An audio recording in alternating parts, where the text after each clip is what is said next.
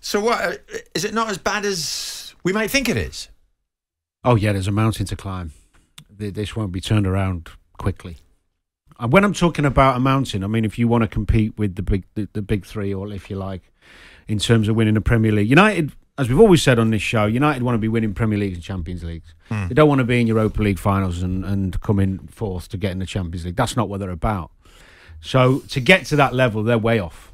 And they are way off. 5 and 13. And the simple formula to get it back is a good coach who knows what he's doing. Yeah. And the right players in the team. And I still think they're short. I still think they're short on quality in defensive areas and in midfield. Although I have to say the three midfield, the decision to play three out-and-out midfielders yesterday worked. And it just shows you what, when you've got players on the pitch who are prepared to run a bit more and do the basics, which, as we said earlier, it should be a given. It was prerequisite to getting a football team in the Premier League. But they did look more balanced. They did look like they were harder to play against for once. Presumably because they know Rangnick's watching. Well, also some pride. Forget whoever's watching. Self-pride, Yeah. I think Rangnick's got a few hurdles he's going to have to jump. The first one is, I don't know the guy, but whoever you are, you can't. The scrutiny he's going to come under when he takes the job. He's never had that at any club before. Every part of his life will be scrutinised and analysed. Yeah. If everywhere he goes, everything he says will be analysed to an inch of its life. Whereas at all the other jobs he's had before, he's not had that. So can he deal with that? People say he can. Then he's going to have to deal with players of the magnitude of Fernandes, Ronaldo, these type of players. He's never dealt with that before. So I've experienced foreign managers come into England and being absolutely gobsmacked and amazed. I'm talking about Rafa. I'm talking about Martin Jol. When you question them, when you provoke, when you challenge them on anything, they were absolutely. I remember Rafa Benitez changing the room configurations of some of the lads who've roomed together for years, and a few of the lads didn't do it. Just ignored him. He couldn't understand it. Didn't get it. Questioning how many times we train. Martin Jol, I remember quizzing Martin Jol in a pre-season meeting in Evian in France. Some of the lads were going to the spa and some of us were off on mountain bikes through the woods, and I was one of those. So I was like, hold on, how come some of the lads are doing that and some of the lads are doing that? He could not believe that I'd questioned him. Yeah. And he had an answer in terms of the data had come back and some of the lads were at this level and some of that, which was fine, but why not explain? But they didn't. He's walking into an environment that's very different than what do you think to that then? What do you think to that? Do you think a manager should manage a group of players by cooperative, or do you think he should manage it by dictate and the players should understand their place in the food chain? I think it's a balance between good communication. Now, I'm not suggesting Rangnick can't do that because he's the plaudits he's got and the people who are talking about him, you have to respect. But these are some of the challenges he might not face before. Someone in front of the other lads questioning him and challenging him. How's he going to deal with that? You can't be a tyrant. You have to have good communication skills. Yeah. So what the difference is, if Conte was going in the door at Old Trafford, as a player, even a top player, you have to kind of respect his way because he's been at big clubs with big players and he's won everything. So you kind of go, well, it's work, so I'm listening.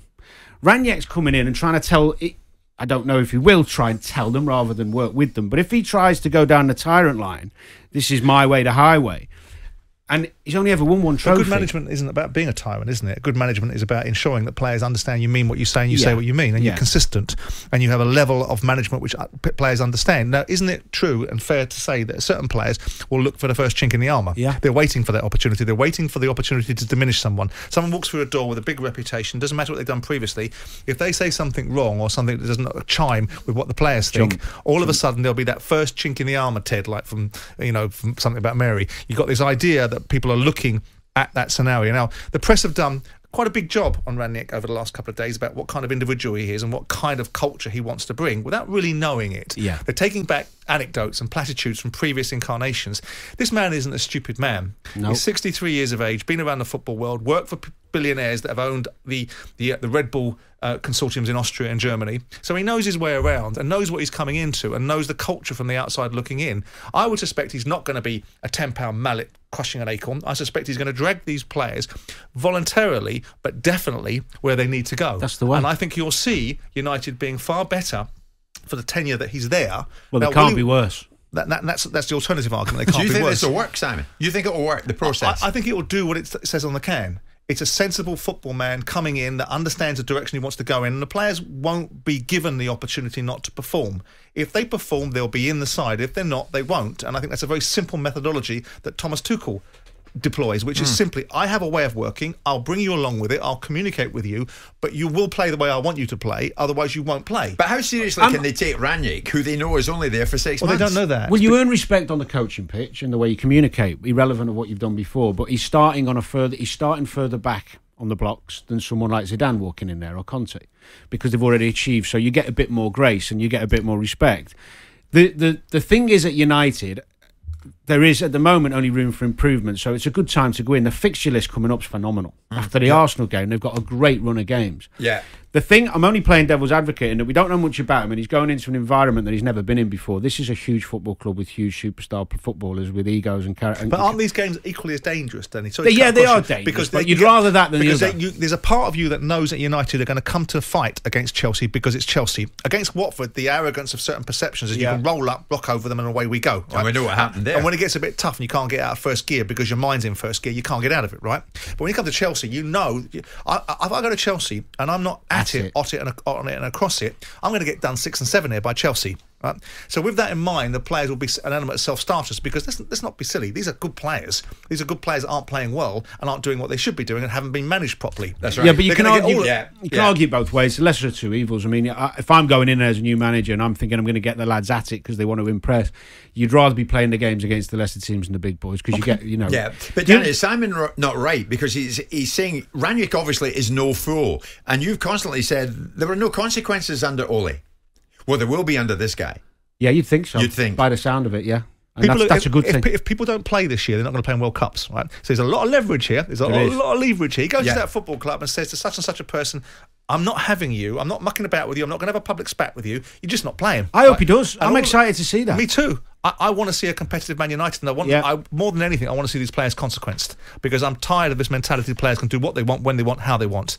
They are the talent, and we all know that, but they have a responsibility to be worth what they're paid what they're worth, and do their bloody jobs.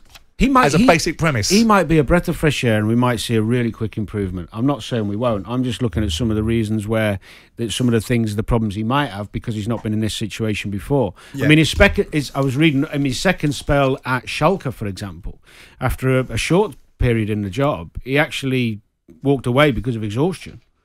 Now, no disrespect. It will be fascinating to ask the question as to why Man United decided to employ Ralph Rangnick. Well, probably. Well, that's right. And that's what baffles Souness, as you'll hear very shortly. Probably because when you read between the lines, if you're looking at the bigger picture, and he does this interim manager's job and then moves upstairs, his one of his most successful periods when he was the director of football at Red Bull. But I asked that question the other day about, is he going to become director of football? And I was pushed back on it. I mean, he is the sort of guy that kicks butts and takes numbers, so you're going to get some of that into play.